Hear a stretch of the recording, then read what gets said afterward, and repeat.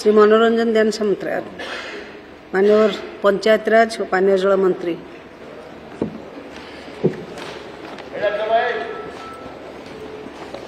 बाचस्पति महोदय,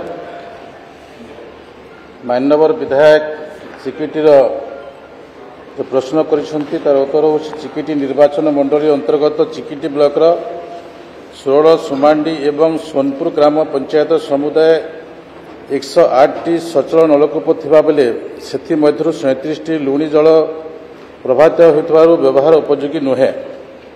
ଏହି ଅଞ୍ଚଳ ଜନସାଧାରଣଙ୍କୁ ବର୍ତ୍ତମାନ 10ଟି ଏକକ ଏକାଧିକ ଗ୍ରାମ ବିଶିଷ୍ଟ ପାଇପ୍ ଯୋଗେ ପାନୀୟ ଜଳ ଯୋଗାଣ ପ୍ରକଳ୍ପ ଓ 31ଟି ମଧୁର ଜଳ ବିଶିଷ୍ଟ ନଳକୂପ ମାଧ୍ୟମରେ ପାନୀୟ ଜଳ ଯୋଗାଇ ଦିଆଯାଉଛି। ଏତଦ୍ ବ୍ୟତୀତ ଉପରୋକ୍ତ 3 ଗୋଟି ଗ୍ରାମ ପଞ୍ଚାୟତ समेत चिकिटी निर्वाचन मंडली अंतर्गत चिकिटी ब्लॉक 16टी ग्राम पंचायत एवं पात्रपुर ब्लॉक 14टी ग्राम पंचायत रे पाइप जोगे पानीय जल जोगाई देवा उद्देश्य सरकार एक मेगा पानीय जल जोगाण प्रकल्प निर्माण करने पदक्षेप नहीं।